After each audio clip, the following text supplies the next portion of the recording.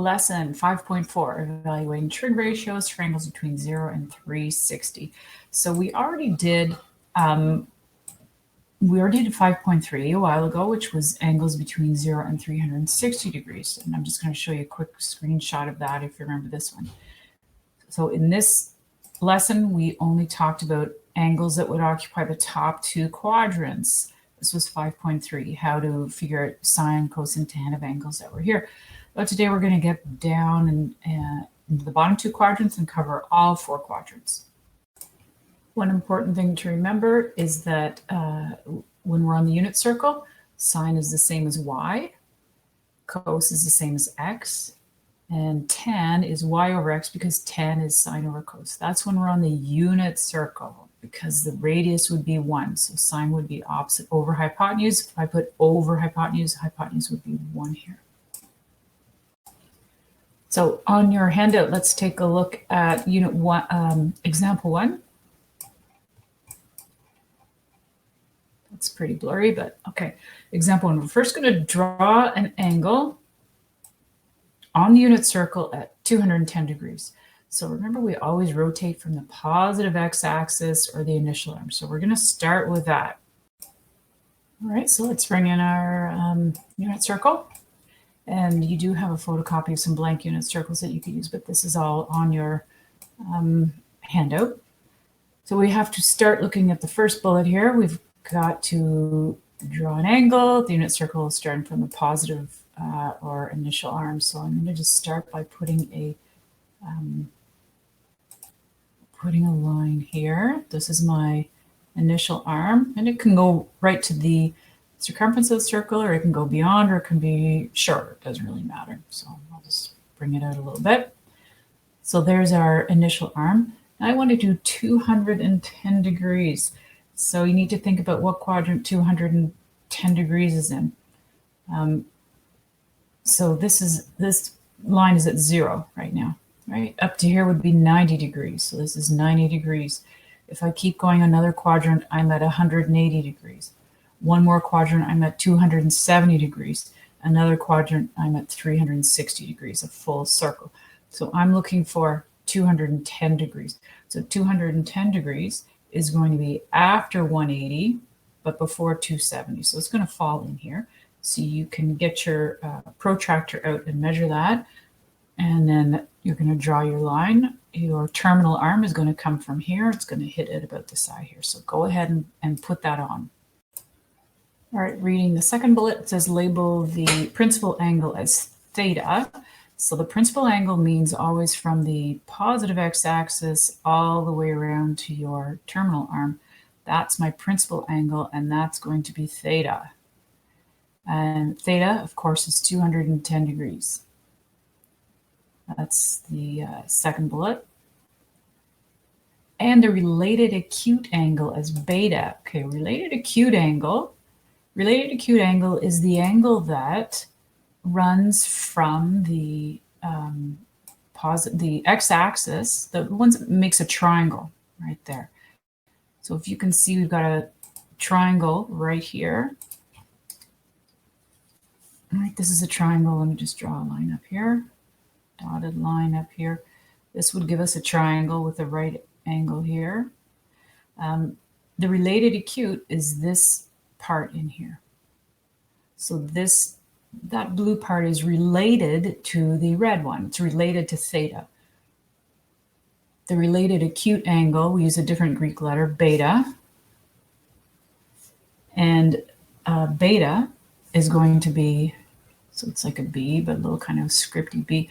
Our beta for this question is going to be, so the whole red one is 210, but because we're in the third quadrant, we're going to have to subtract 180 degrees. So our beta angle is 30 degrees. So beta is 30, so we got to put that in there. Okay, beta, this is angle beta here, and beta is 30.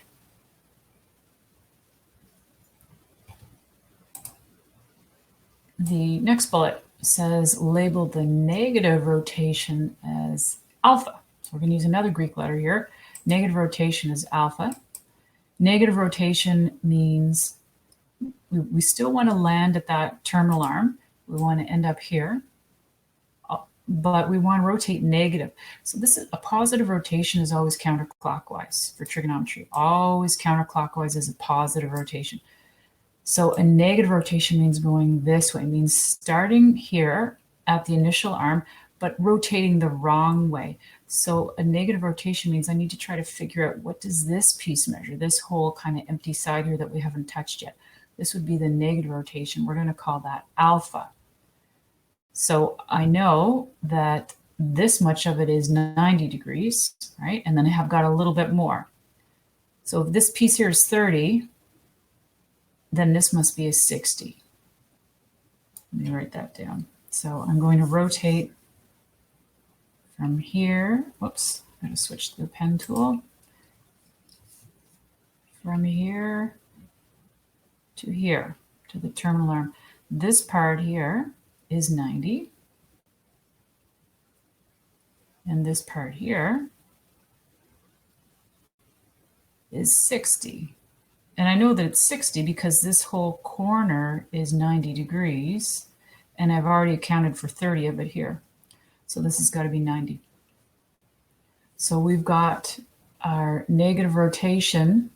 Alpha is 150 degrees. So alpha, it's like a letter A, but in a script sort of.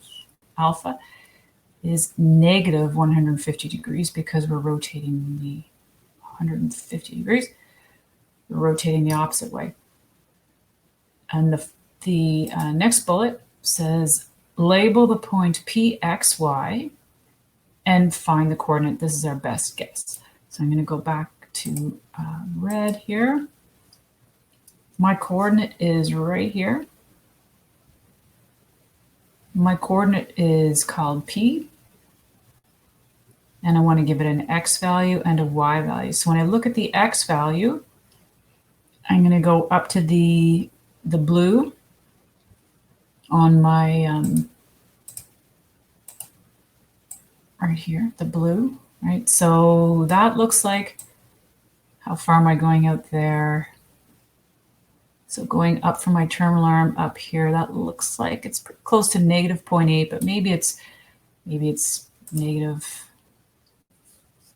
0.78 or something like that. So you're just going to do your best guess there, negative 0.78.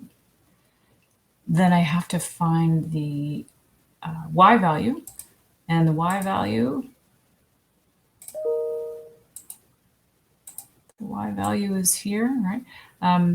So I'm going to the point, this is my Y value up here. It looks like it's across to about negative 0.5. It's almost falling right on there.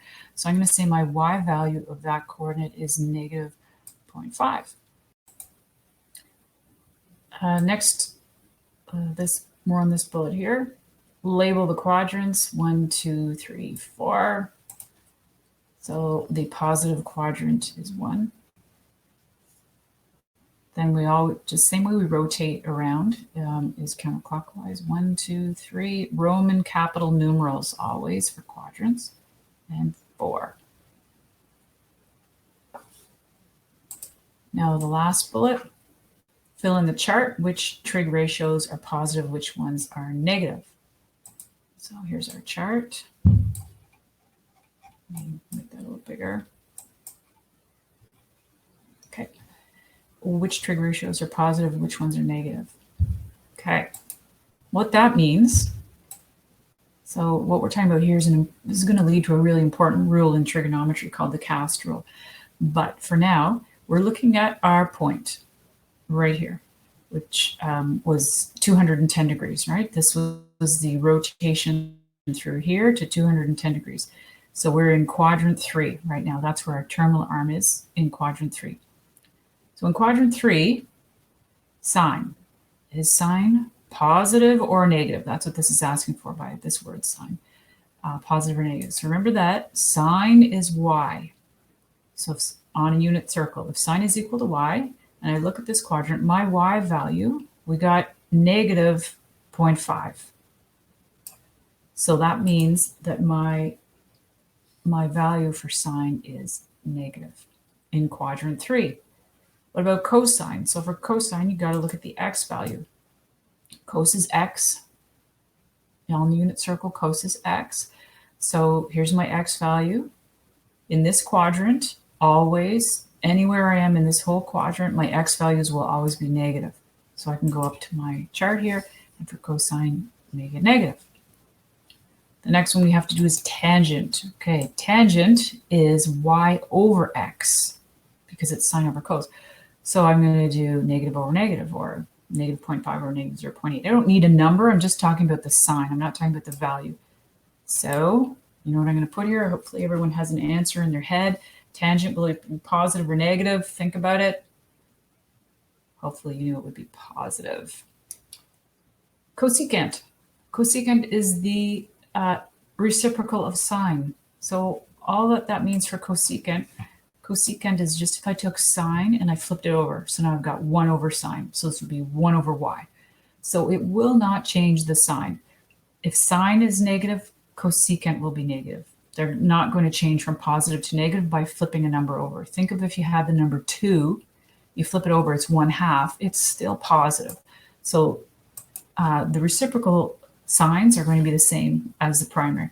So cosecant is negative, secant is negative, and cotangent, we're just flipping over tangents, we're just flipping over a positive, and that stays positive. So those are, in quadrant 3, we should expect positives and negatives for those primary and secondary values. All right, so let's make some room here. Move that over there. The next thing on your sheet is, no, that's not next. Next is, yes. For the above example, that means this one we just did over here. For the above example, use the related acute angle beta to state an equivalent expression for cos of 210.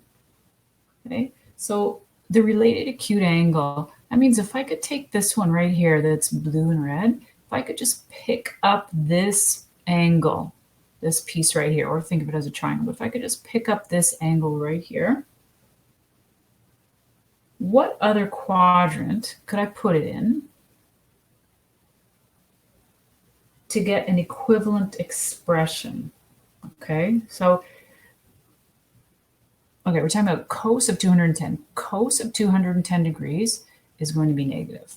Right now, I don't care about the number. I could put that in my calculator or whatever. It's fine. I just want to find out another place where cos could be negative. So cos is the same as x. What other quadrant is x negative? So it's definitely negative in quadrant 3, right? Cos is the x-axis. The x-axis is negative here. Cos is also negative. If you have an answer in your head, think about it. Cos is also negative, or x is also negative in quadrant 2. Because look at these values here. I kind of wrote over them, but -1, -0.5. If I put any point here, anywhere in this quadrant, my x part of that coordinate is going to be negative. So now that I know I have to be in quadrant 2, so I'm trying to imagine taking this triangle and kind of flipping it up, giving it a vertical reflection, flipping it up, and I want to put it here. If I took the same triangle and put it here, well, let's just do that. So let me pick a different color that I haven't used yet. I think I've used them all. No? Okay. If I take that 30 degrees and I put it in quadrant 2. So I know quadrant, so I'm not measuring this I'm not going to actually measure this. I'm just going to go right ahead and draw it. Let's say that's 30 degrees there. So what I've got is the same angle I had below, but I'm picking it up and I'm putting it here. So this is my 30. This is my beta. This is my related acute right here. That's my beta angle. So beta. So I'm taking the related acute. The related acute, we already talked about this. The related acute is beta, is 30 degrees. So I'm taking that angle and I'm putting it in a different quadrant. So I have to think about which quadrant. Which quadrant do I want to put this in? So I put it in quadrant 2. Quadrant 2. And I'm choosing quadrant 2 because in quadrant 2, x, which is cos, is negative. So in quadrant 2, there's my yellow angle there, 30 degrees. But what we have to make sure to figure out is what is the rotation to that angle. So from here, from my positive x-axis all the way over to this yellow line, what is that? What is this rotation from the initial arm over to the yellow? What does that one measure? So that one is going to be 180 degrees minus 30. So we get 150. So this measurement right here, I'll just draw a big loop around. Right here, this rotation is 150 degrees. So what all of that means is if I, in my calculator, if I take cos of 210 in my calculator, and I get an answer, and then I type in cos of 150, well, why don't you do that? Press pause and see what happens. So you should get the same answer. Cos of 210 degrees is equal to cos of 150 degrees. Every question like that will have an equivalent answer. So I could ask you for tan of 87 degrees. Then you will have an equivalent answer somewhere else, another quadrant, and I'll go through with you how to do that.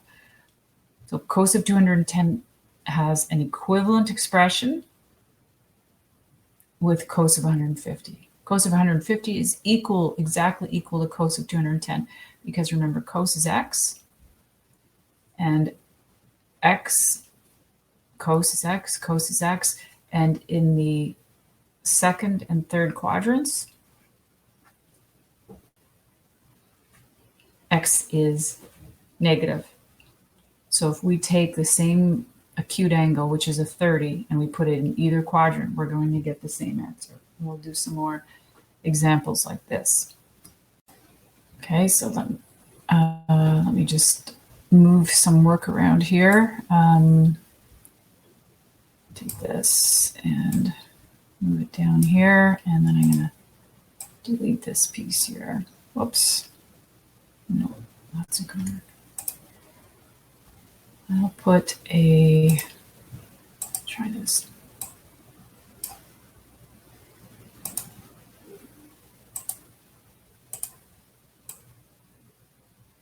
Okay. So we're just going to finish off this example here. I'm going to bring in the cast rule. Okay, let's bring this in here. Cast rule. Just put that there for now. So this one, the cast rule, is telling us which trig ratios are positive or negative in which quadrant. So we've already talked about quadrant 3. Right, in quadrant 3, we already know sine, cos, and tan. We already did those right here, sine, cos, and tan. So we're just going to take the negative, negative, positive, and put them in there. In quadrant 3, the one that we just did, we know that sine, that's our y value, that was negative. We know that cosine was negative, and therefore sine, tangent was positive. But let's go back and look at quadrant 1. Quadrant 1, this quadrant here. If you put a coordinate in here anywhere, not even on the unit circle, but any Cartesian plane, any grid you've ever done before, any point in here is going to have a positive x, like 825, for example, would be in this quadrant. The x value is positive, and the y value is positive. So in quadrant 1, sine is positive, cosine is positive, and since tangent is sine over cosine, that's going to be positive. Quadrant 2, so we talked about quadrant 2 in 5.3. Quadrant 2 is here, so think of any coordinate in this quadrant at all. So any coordinate in this quadrant, the x value is going to be negative, but the y values are positive. So in quadrant 2, we're going to have positive y value. Sine is y, right? So sine is y, cosine is x, tangent is y over x. Sine is going to be positive. Cosine, meaning your x value in quadrant 2, that's negative. So tangent, y over x, that would be positive over negative. That's going to give us a negative. So I want you to press pause and try to do quadrant 4 on your own, and then come back and I'll show you. Okay, for quadrant 4 is down here. Quadrant 4, any point I put in quadrant 4 anywhere down here, let's say I put a point right there. That point's going to have a positive x value, but it's going to have a negative y value. So in quadrant 4, we have negative sine is negative the y, but cos is positive. And then when we do y over x, we're going to get negative. Hopefully you got all those on your own. So this is called the cast rule because in, let me switch to blue here. When CAST is an acronym that helps us remember. So starting down here, the weird thing about the CAST rule is it starts in the bottom. If I start at the very bottom, CAST rule tells me that cos is going to be positive here. So if I look at quadrant 4, the only thing that was positive in quadrant 4 was cosine. So I put a C there. In quadrant 1, they're all positive. Everything is positive in quadrant 1, whether it's x or y or any combination of them. In quadrant 2, so we're spelling the word cast, C-A-S. So in quadrant 2, the only thing that's positive is sine. And then in our last quadrant, quadrant 3 is tan. So the problem with the cast rule is, as I said, the C starts down here in quadrant 4, but the cast rule will always tell you very quickly what's positive in which quadrant. So if you're asked in quadrant 2, what's positive? Sine. Or in quadrant 3, what's negative? Well, if tan's positive, then sine and cosine must be negative. So that is the cast rule, and it's definitely worth memorizing there, the cast rule. I'm trying to highlight it because I'm not working on it. Cast rule. Example 2. Use your calculator to find the acute angle. So I just want you to go ahead and put that into your calculator and using the inverse cos button on your calculator, and you should get 65 degrees. Okay. So your calculator is only giving you that acute angle. It's just giving you that one. We're going to talk about what I mean there. Next thing is to sketch the acute angle on the XY axis. So let me just shrink that down a bit, move it over. I'm going to put it in, let's see. Okay, so I just put an X and Y axis on there. That's first. Next thing says sketch the acute angle. So I had to draw an X and Y axis acute angle. 65 degrees is acute, so that's definitely going to be in the first quadrant, right? Because this would be 90 degrees. If I went up to Y or beyond the Y axis, I'd be beyond 90. So 65, I'm just going to do a quick sketch. Don't worry about measuring right now. I just want you to make sure you get it in the right quadrant. So let's put 65 degrees in about like that. Okay. So let me just write that in there, that is 65. Going from here to here is 65 degrees. The third bullet says, what other quadrant do we need to consider? So looking back to the original question here, cos is 0.42. Remember that cos is the same as x. right? So when x. So when cos is 0.42, that means our x value is 0.42. So an x value of 0.42, if this were a unit circle, so imagine a circle going all the way around here. An x value of 0.42 would be, maybe here somewhere. So I draw one line going up from 0.42, and then I'm going to have to put one down here. So you can review section 5.3 if you've forgotten why there's two answers, because we did this with sine in 5.3. Well, let me just put the circle on there for you. Okay, so let's put a circle on here just to help you to see what's going on. Well, I'm moving the wrong stuff there.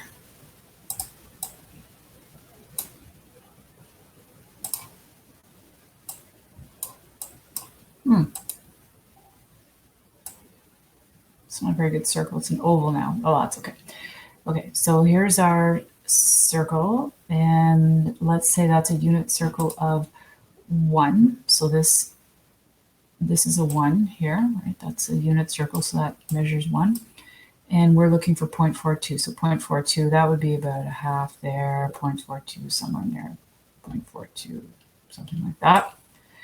So now I also need to go down to my circle, put a dot there, and draw a line going from the vertex, from the center of my circle, to that line.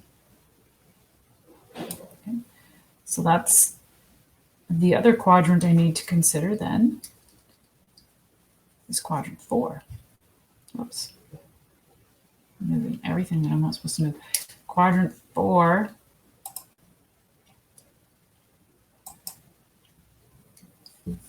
is the other place we could have an answer. And if you needed to be reminded of that, you go back to the previous screen where we talked about the cast rule, right? And the cast rule tells you what quadrants everything is positive or negative. And so here we've got the cast rule, C, A, S, T. It doesn't look like an A, S, T. And since my original question was we had a positive value here for cos. Cos can be positive in either of these two quadrants, here or here. Cos can be positive. So I have to take my 65 and I have to put it in both of these spots here. So this is also this acute is also 65 right here. We're not worrying about positive or negative. I'm not rotating. I'm just picking up this angle, this 65-degree angle. I'm picking it up and I'm putting it in the other quadrant that I need to put it in, and that's quadrant 4.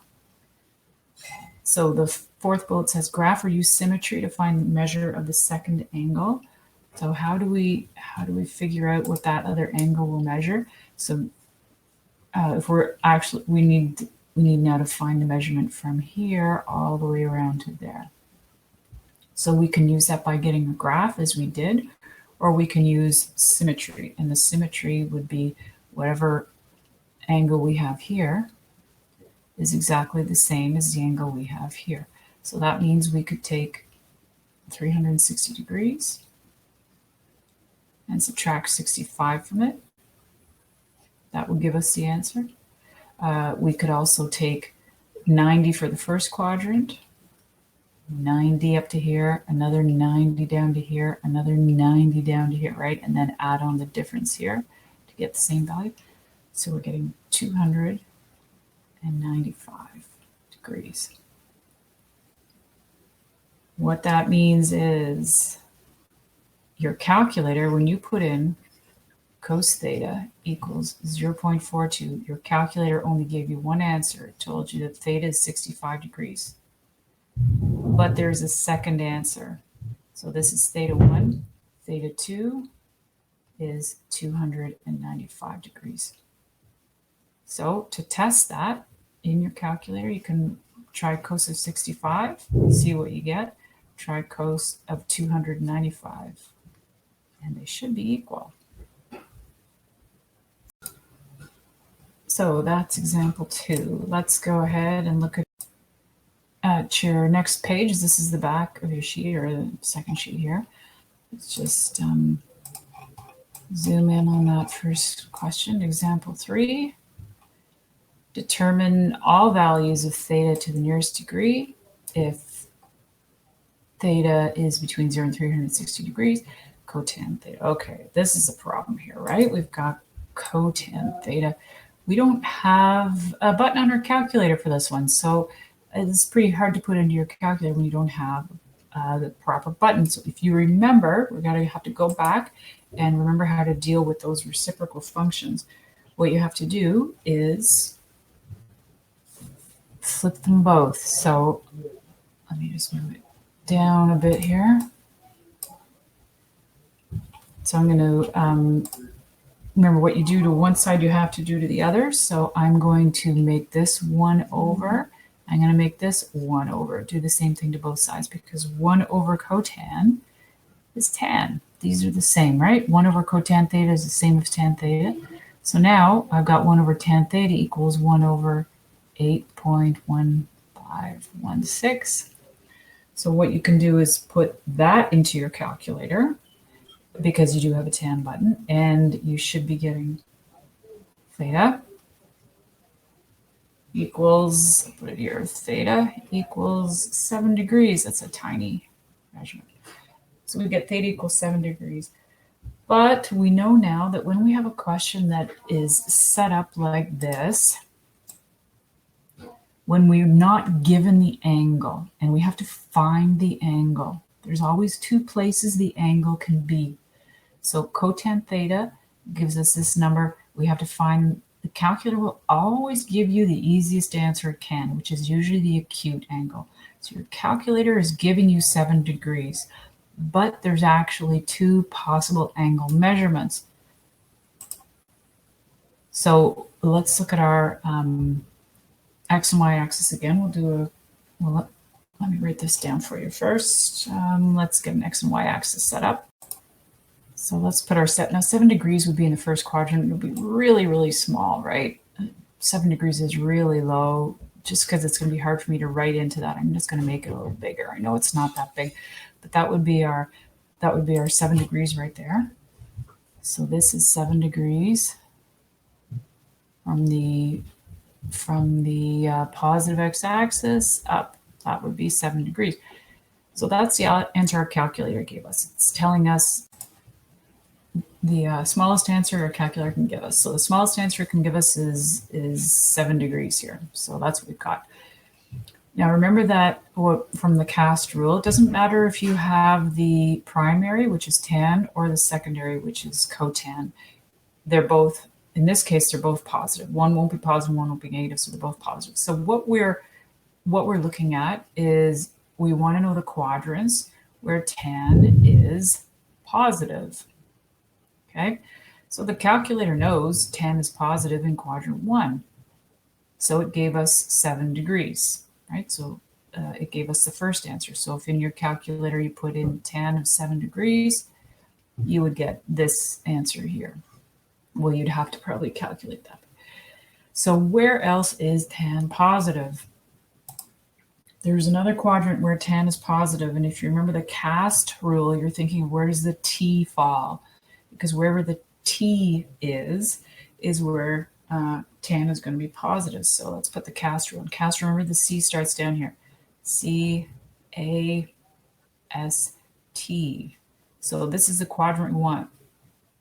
This quadrant, the third quadrant right here, is the other quadrant where tan is going to be positive. So we're going to pick up this 7 degree angle, or triangle, and we're going to put it right here. This little angle we're going to put right here in the third quadrant. Let me switch to a different color here. How about green? Okay. And I'm going to take this here and try to draw. So 7 degrees, again, really small. I'm just going to move it out a bit so we have a little bit of room to breathe here. So there's my 7 degree. Whoops. Shouldn't have done that. Okay. There's my 7 degrees right here. Okay, there's 7 degrees coming down from the x-axis is 7 degrees, right? We always measure from the x-axis. You'll notice I'm never measuring from here. If my calculator gives me whatever answer I get, that 7 degrees is either going up from an x-axis or down from an x-axis, never from a y-axis. Always measuring from the x-axis. So now that I've figured out my quadrant, quadrant 3, 10 is positive in quadrant 3. Now I want to rotate all the way around to that green line from the positive x-axis all the way around to here. That's my theta 2. That's my second answer. So theta 2 over here was theta 1. Theta 2 is going to be 180 plus 7. So my theta 2 is 187 degrees. That means you can test it on your calculator, but if you put in 10 of 187 degrees, you should get the same thing as you got for 10 of 7 degrees, which is this number right here. Next question. Well, this one is just kind of a recap. I want to recap what the rotations are. Draw the following on the same set of axes. So I'm going to first put in an x and y axis here.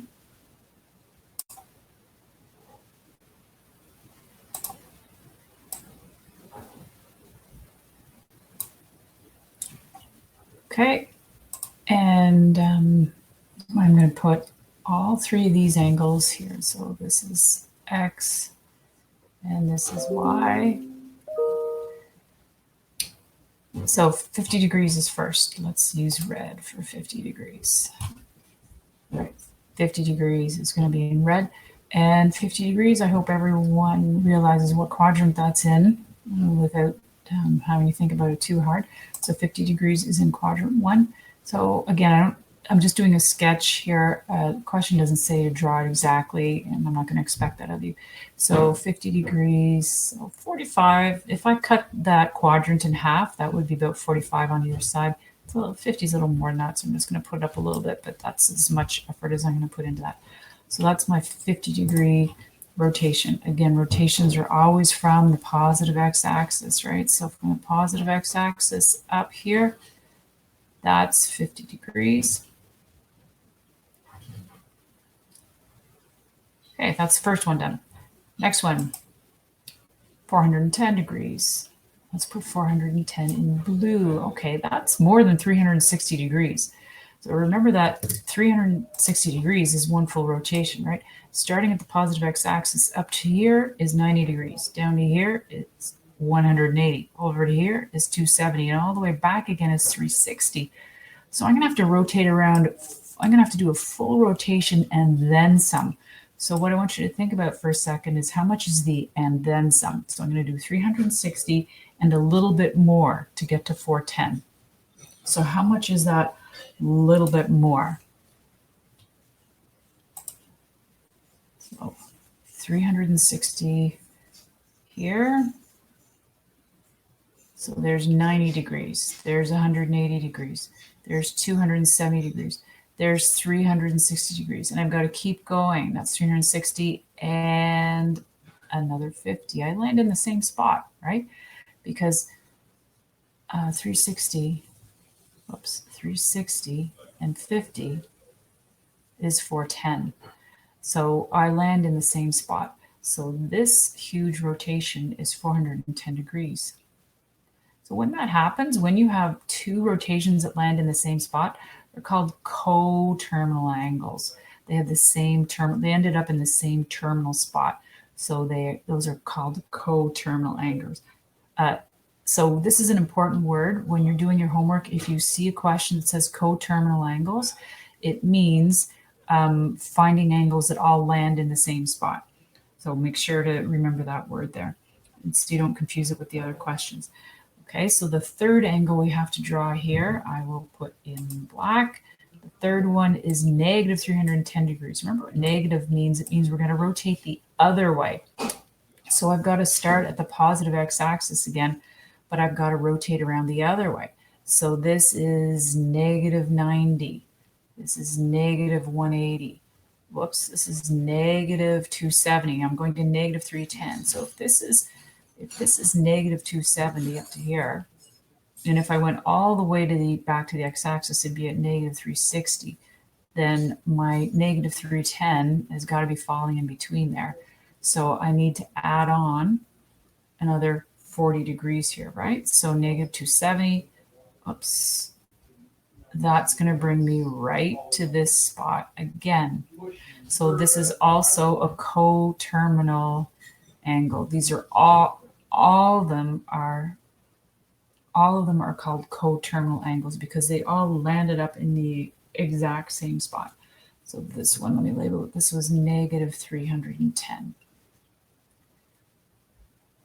Coterminal angles can be found. So the easiest way to find a coterminal angle is to just add or subtract multiples of 360. So if I give you a question that says, what's coterminal with 50? Just add 360 to it, and then add another 360 and add another 360. So that's all you need to do to get. It's pretty easy to find a coterminal angle, but it's an important word to know. They are not two different values for theta, since coterminal angles all fall on the exact same spot. So what I mean is, if theta usually represents the principal angle, right? Theta usually represents the angle rotated from the positive x-axis to the terminal arm. So even though I drew it this way, negative, the black one, the principal angle is still 50.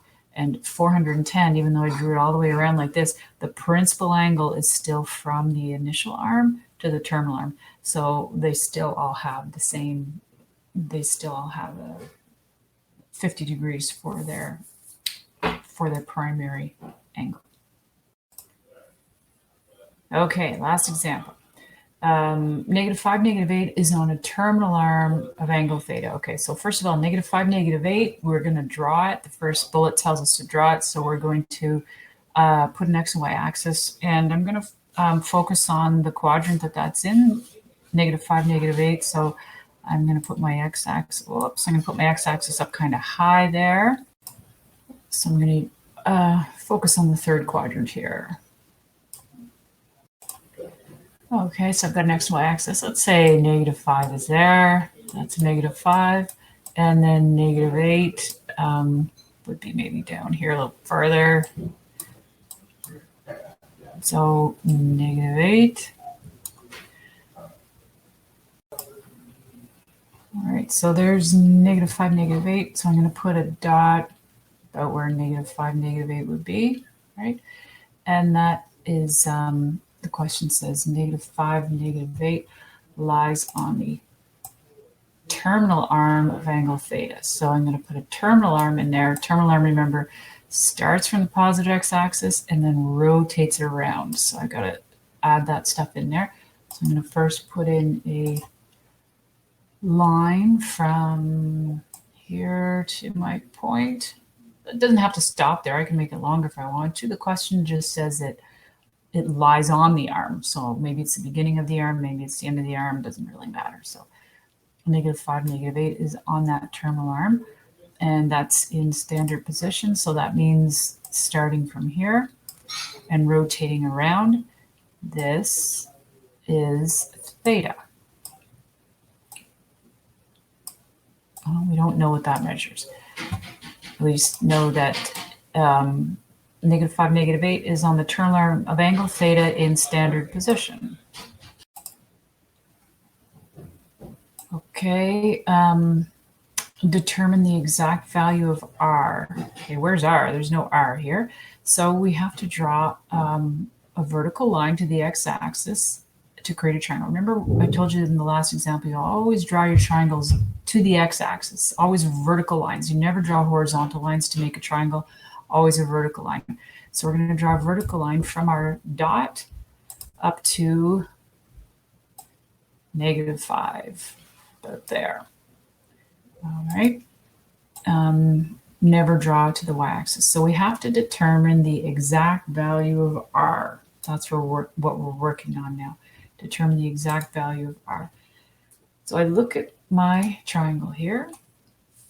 This is r right here. Whoops, I have it on highlight. Let me erase that. I used kind of a thick highlighter marker there instead of just a pen marker. So let me go to the pen. This is R.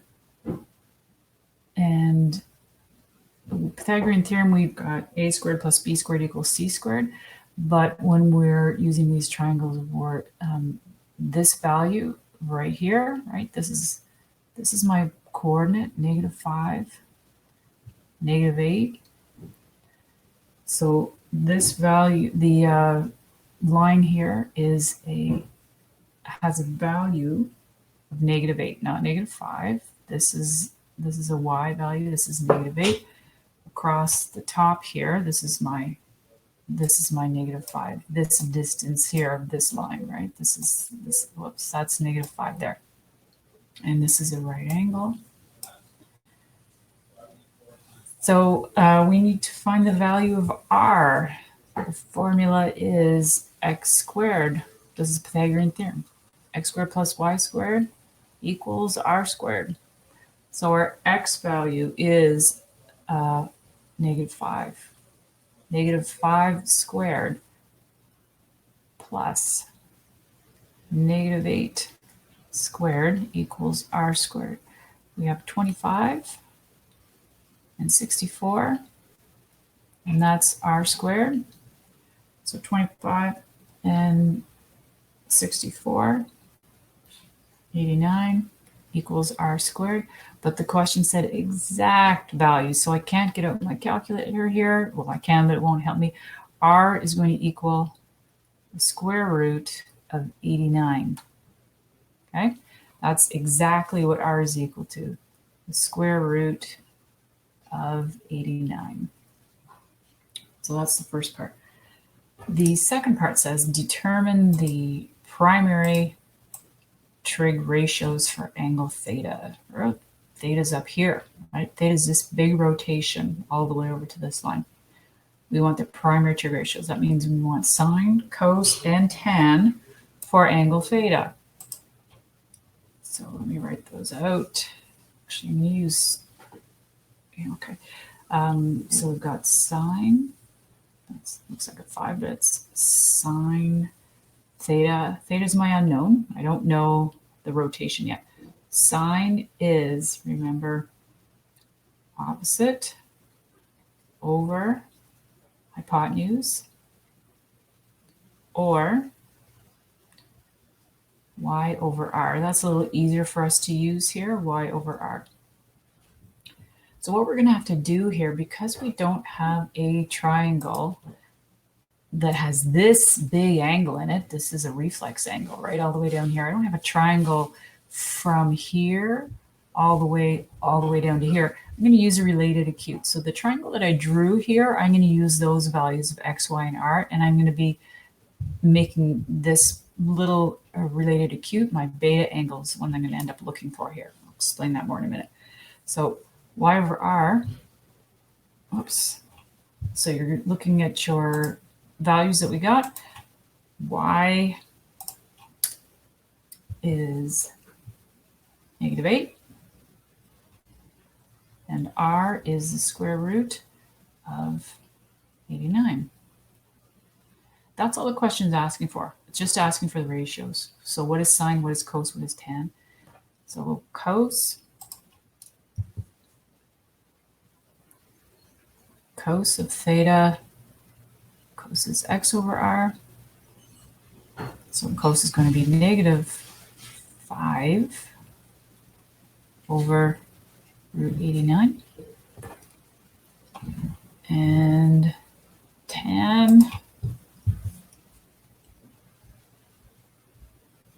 tan of theta is y over x.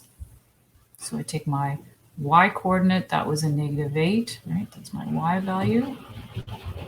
Then I take my x value, -8 over -5. That's our x value up there. And that's just two negatives, so I'm just going to write that as 8 over 5. Okay, those are exact values, and that's all the question asked for, the primary trig ratios, you just did that. Those are the primary trig ratios, 1, 2, 3, sine, cos, tan. Those are primary. That's all the question's asking. So the next part says calculate the value of theta to the nearest degree for each of the above ratios. So for each of these three, sine, cos, and tan, we have to find the value of theta. So you need to get out your calculator, and here's where things get a bit weird. So on your calculator, you're going to do inverse sine of -8 over root 89, and you're going to put the answer here. Then you're going to do inverse cos of these two numbers, put your answer here, and inverse tan, put your answer here. So press pause and give yourself a minute to do that. Okay, so when I do sine on my calculator, I got theta equals, and I get negative 57.9946. So I'm going to put negative 58 there. And theta is, of course, the measure of an angle. And this is a crazy answer. I'm going to explain it in a minute. So what my calculator gave me is theta equals negative 58. That's what I got. Cos, when I did cos on my calculator, I got a completely different answer. I got theta equals 122, right? And this is crazy. Look at our diagram there. Theta can only be one thing. And it does not look like 122, right? When you look up here at this rotation, that does not look like 122 degrees. It also does not look like negative 58. So far my calculator seems to be wrong. Let's see if it got it right for tan. I put tan in my calculator. I put inverse tan of 8 over 5, and I get 58 degrees for theta. So I got 3 different answers, and none of them look right. 58 degrees, I know for a fact 58 degrees is in quadrant 1, way up here. That's where 58 degrees is. It's not down here. So what's going on? All of the above answers are different. So what really is the answer? Your calculator is not helpful in questions like this, as you can see. Your calculator is lazy, and it's going to give you the smallest, shortest answer it can give you. So what your calculator is saying here, let's first look at the sine one. Okay, sine theta. You put in a negative value into your calculator, and your calculator knows that sine is negative in 2 quadrants, right? Cast rule. Sine is negative in 2 quadrants. Let me put them up here. So actually, I'll go to the highlighter this time. Cast rule, cos, all, sine, and tan. There's the cast rule. So your calculator is giving you the answer of negative 58 degrees, right? Negative 58 degrees, because you put in a negative value for sine. So your calculator knows sine is negative here in quadrant 3 and quadrant 4. It knows that it's got to be in one of these 2 quadrants. And it's right, but it's here. It's in quadrant 3. But your calculator is doing the easiest thing it can do, is it's giving you a negative rotation down here. It's giving you this answer. Now, it doesn't know what quadrant we're in. It just knows that sine is negative in 2 quadrants, and it's going to get the easiest one it can. So what your calculator actually did here was it is finding this angle here. This is the negative 58. That's what your calculator did there, right?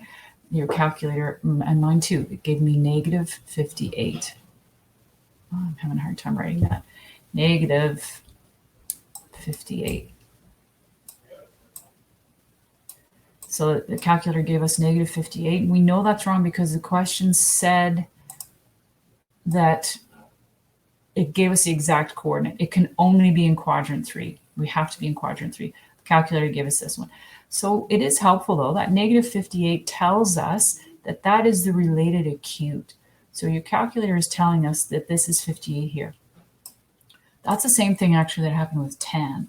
You put in a positive value in your calculator for tan, and your calculator knows that tan is positive here, where we need it to be, and it's positive here. So your calculator, in this case, gave you this one, right? It gave you this 58 in here. So that's the answer for 10, and that's still helpful because we can take that 58 and place it right here to help us figure out our angle. So the other one that we need to talk about is the cos. We put in a negative value for cos into our calculator. We got 122 degrees. Cosine is negative. Your calculator knows where cosine is negative. It knows cosine is the x-axis, so it can be in quadrant 2 or quadrant 3. And of course, it's going to give you the smallest one it can. So it gave you 122 degrees. 122 degrees is in quadrant 2. So your calculator is giving you this one here. It's rotating from the positive x-axis up to here. That's your 122 degrees. So in each case, your calculator is right because your calculator doesn't know what quadrant we're in. That's where you have to think about the answer. All of these are wrong. Every one of these answers is wrong. Okay, so we have to use those to figure out the right answer. All above answers are different. What is the value of the principal angle for theta?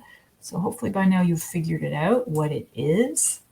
So it is from here all the way 180 degrees plus this extra piece. So that's the 58 that the calculators gave us. Or if you're using cos gave you 122. So you calculate the difference of this acute angle in here, and that would be 58. And you put that 58 down here. So the answer that we need is, if you look at your sketch, we've got theta is actually supposed to be 238 degrees. And one way we can get that is by taking the related acute that it gave us, kind of gave us that twice. It gave us a 58. So we could take 180. And because we know we're in quadrant 3, we've got to add on. If we were in quadrant 2, we would subtract. We've got to add on that 58. The other way to do it is if you only had this answer to go by, if you only had 122 to go by, you would take 180 minus 122, and that would give you 58. Now you have your beta angle, your acute angle, and you pick up your acute angle, you put it in the quadrant you need it. So you pick up your 58 angle, whether it's this 58 or this 58, you put it in the quadrant you need, which is right here. You put your 58 here, and that helps us to figure out the entire angle. So the last thing says, check with your calculator, make sure the signs are correct for the quadrant. So you can check that by putting it into your calculator. 238 degrees, sine of 238, cos of 238, tan of 238. You should get, if you put it in for each one, sine of 238 should give you this answer, cos of 238 should give you this answer, and tan of 238 should give you this answer right here. So this last one I just put in here, number 12, is looks like this in your homework. So whenever you get a question and you don't know what to do, look at all the examples that we've done. Find similar instructions. So question 12 gives you this piece of information. It's asking you for theta. Well, I know that x is -5, radius is 12. So if x is -5, I know that's here. So you're going to try and do it similar to the one we just did, but you can look at the other questions to help you. I think there's also solutions on D2L for a lot of these. There is several different homework questions, but it's like one piece, right? Number 1C only. However, if you do number 1C and you can't do it, then you need to do more. I've only picked 1 or 2 from each type of question because there's a lot of different types of questions. But if you need to do more, you should do more. Everything that's here is really important to help put together your entire understanding of this unit.